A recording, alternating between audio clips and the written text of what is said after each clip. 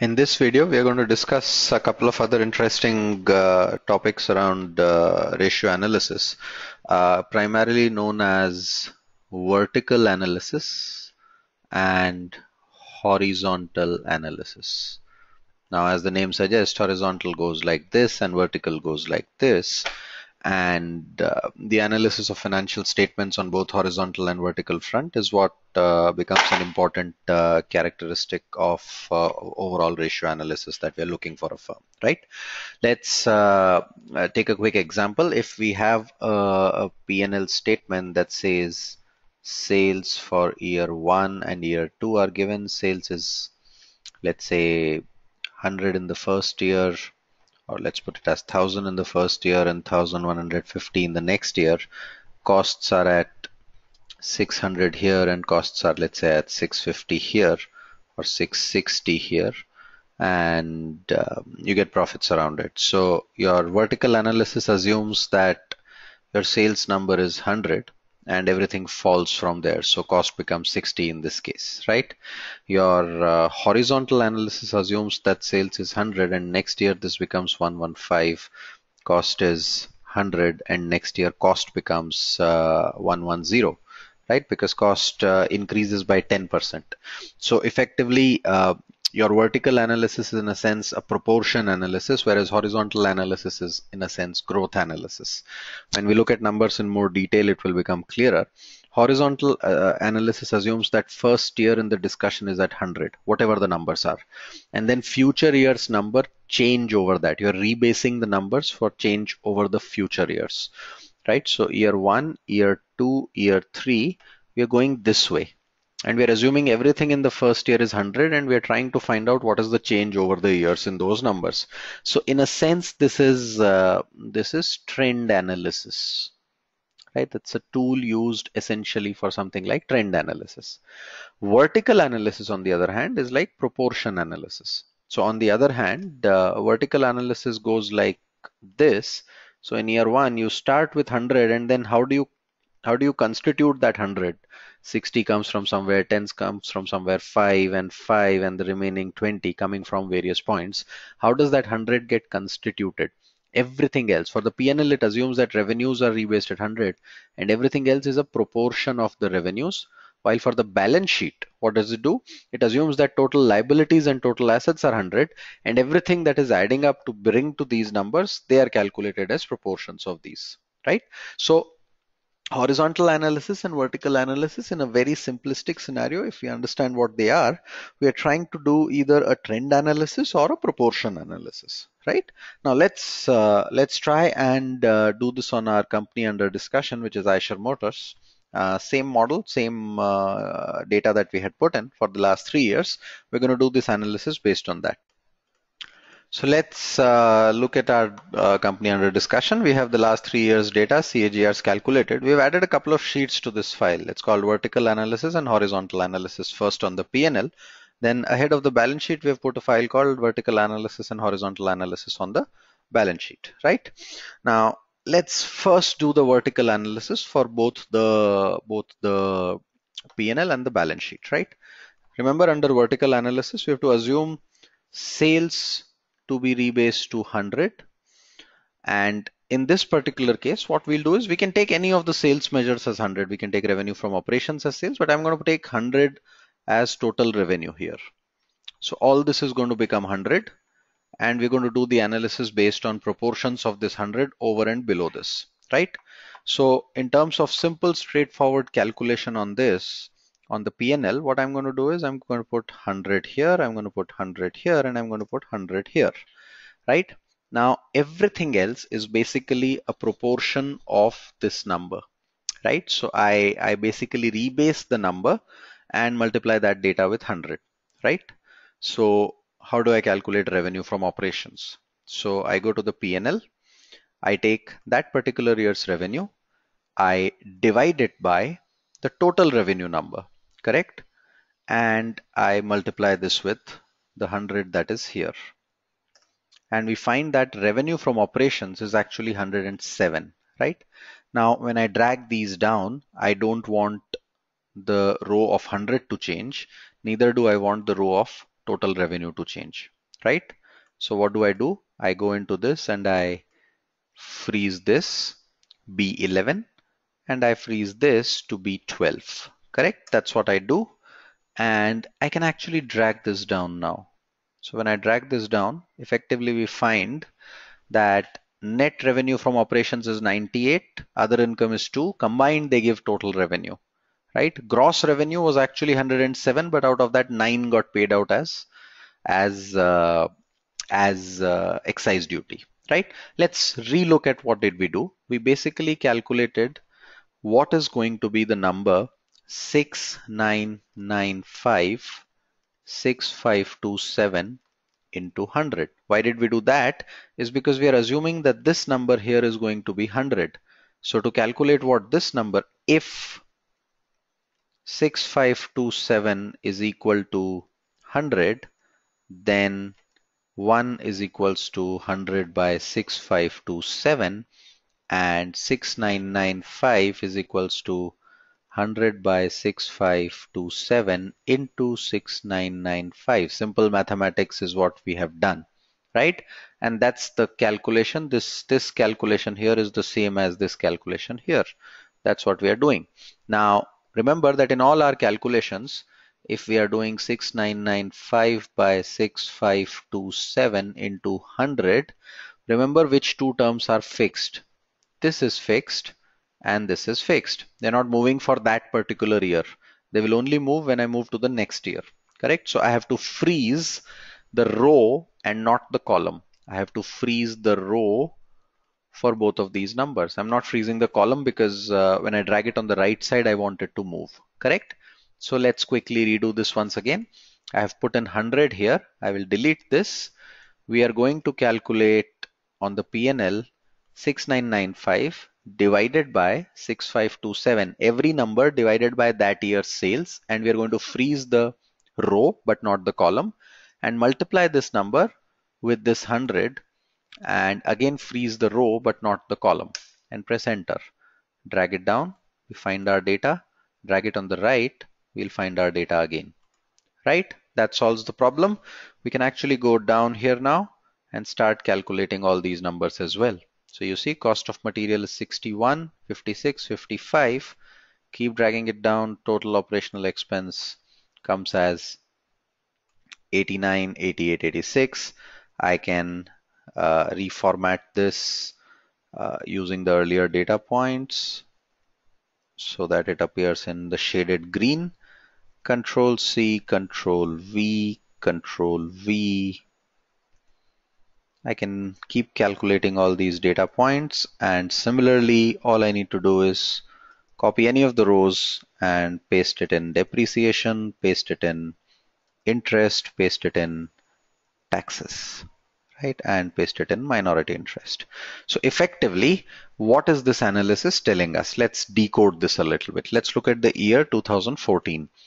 If the company made sales of 100 rupees, if the company made sales of 100 rupees, the costs were 55 rupees for material, 11 for purchase of stock in trade, 14 for other expenses. Total operational expense out of 100 was 86. We worked to EBITDA of 13. Why is this 13? Is because it does not include other income. So 99, which is here, 99 minus this 13 is going to minus 86 is going to give me 13, right? Then I get depreciation and amortization, which is 2 out of those 100 rupees, and EBIT is 10, interest is 0 because there's no debt. We go down further, we look at what's going to be the number on PAT, and then from there minority interest goes out. PAT after minority interest comes at 7. Assuming sales were 100, total revenue was 100, total profit was 7. So this is what vertical analysis is. It'll effectively show us that margins are increasing. So that's a proportion analysis. It'll effectively tell us that net profit margins are also increasing. It'll effectively tell us that cost of material is actually going down as a proportion of sales. We've done nothing but found out all the line items, all the rows on the P&L as proportion of total revenue. That's all we have done in vertical analysis here. Let's do the same for the balance sheet as well, right? Now in the balance sheet, remember, we're going to put total liabilities as 100 for each of the years. So I'm going to do a Control C and Control V. Now everything else is going to be calculated the same way. So if I have to calculate share capital, that's nothing but on the balance sheet share capital divided by my total liabilities frozen to freeze the row multiplied by 100 here, which is again frozen to freeze the row, and we get 1, right? I can drag it on the right side, I can drag it here, I can drag it below, and this becomes 0 purely as a proportion, right? So when I do this, it will not become 0. We are doing, remember, proportion analysis at this point of time when we do vertical data points. C Alt S, let's copy and paste the formula so that the data stays intact, the formatting stays intact. Now I will copy this and paste this on long-term borrowings and all the other data points as well. We'll do it on minority interest as well. We will do it on short-term borrowing, etc. as well. And then we're going to copy this so that the formatting of the green shaded data stays where it is for total non-current liabilities. Control V, and total current liabilities this. So we see the proportion of current liabilities has gone up over the years. We find that earlier out of 100 rupees, 35 rupees were current liabilities. Now almost 39 rupees is current liabilities. Total ratio of shareholder funds kind of stays intact in overall equity. Minority interest share goes down, right? Rest of it is kind of negligible. The long-term liabilities are negligible. Similarly, for assets, we assume total assets are going to be 100, and we're going to do the same analysis for total assets as well. So tangible assets, for example, will become tangible assets of that year divided by total assets of that year, freeze so that the row gets frozen, and multiply by the 100 that we had put in the total assets column, and freeze again so that the row gets frozen, right? Drag it on the right, drag it down, do a Control C. So we're going to do a Control C and paste this as formulas. We're going to do a Control C, paste all these numbers here. Similarly, paste all these numbers here as well. And paste this as formulas here. So we find the proportion of current assets has gone down and the proportion of fixed assets has gone up over the years in the company's balance sheet, right? That's the analysis on the vertical analysis front. How we will use it will come a little bit later, but at this point of time, we're primarily using it as a sort of a proportion analysis for each of the years, right? Now, when we do horizontal analysis, what happens is we just put 100 in the first year for everything. So everything becomes 100. So I'm going to copy this and paste it across all the cells. And whichever is not green, I'm going to put that as 100. Right, so that's all 100 done. Then I'm going to put 100 in each of the green ones as well. So copy this and keep pasting this 100 everywhere. So now the first year is 100 and we're going to do trend analysis. How have the numbers moved across the years? Now the analysis changes on the right side. Essentially, we will have to keep the column as what is frozen in our analysis, right? So let's see revenue from operations. If first year is 100, we are going to divide this by column 1, and this column 1 will become frozen now. When I drag it on the right side, I want it to be divided by the first column and not the next one. But when I drag it down, I want the number to change. And I multiply this with this 100. Once again, the column being frozen, not the row, remember, right? So that's 106. When I drag it ahead, you will note that this is still multiplying by 100, PNL D6. and there's a big jump in profit when compared to the first year, and that's why that becomes 134, right? Drag it down, drag it all the way down. Then we can do the formatting once again, or let's actually drag it down slowly so that we don't get the divide by zero errors. Other income has gone down. We'll paste this as formulas here. We'll paste it here. We will paste all of it here and here and here. So that's a sort of a growth analysis for the company. And I'm going to now take this set here and paste the major headers as well.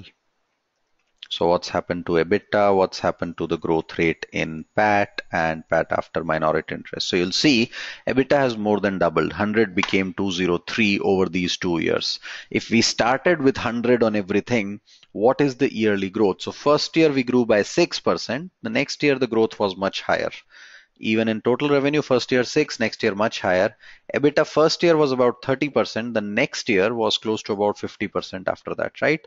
So there is a bigger chunk of growth that has come in the second year. And this gives us an idea primarily on where is the growth coming from, right? When you look at cost of material, that actually fell in the first year, went up in the second year, but not as much as some of the other headers went up, right? And that's why you see the operating margin jumping up. Minority interest went down. You have interest component, which was 100, became double of that. That's because the headers are minuscule. That doesn't really matter too much. Now this has to be viewed horizontally. I cannot compare directly a number like 250 with 233. I have to compare it like this, right? That's why it's called horizontal analysis. This, on the other hand, has to be compared like this. That's vertical analysis for us, right? Let's quickly do the horizontal analysis bit in the balance sheet as well. So if we go to the balance sheet and do horizontal analysis here, we're going to put 100 here everywhere, and we're going to embolden this. And I'm going to copy this 100, paste it here, paste it here, and also paste this 100 here. So everything is 100 in the first year.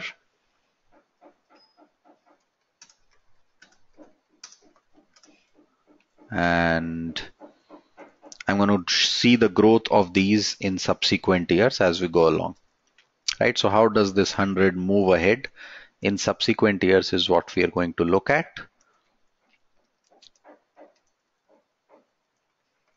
Everything is 100 in the first year.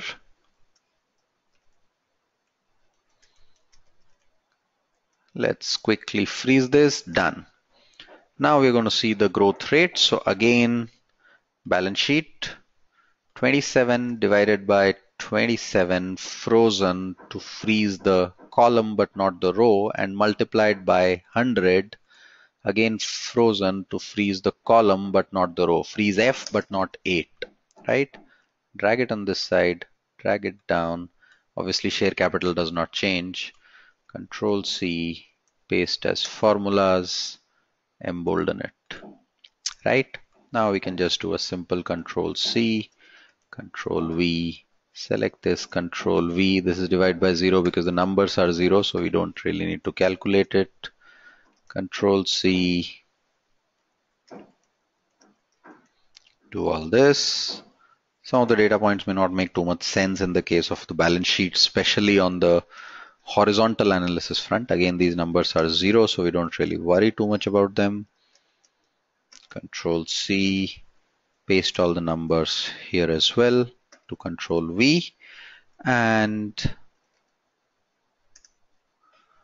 embolden it. We will copy this,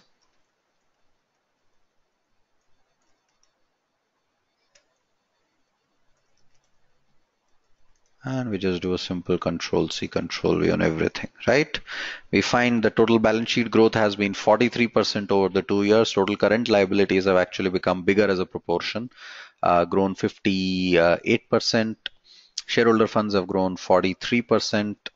and non-current liabilities have grown 67% essentially, whereas total assets have grown by 82% over this period, 100 becoming 182, and current assets, short-term assets have not grown as much, which might actually not be a bad thing for the company, right?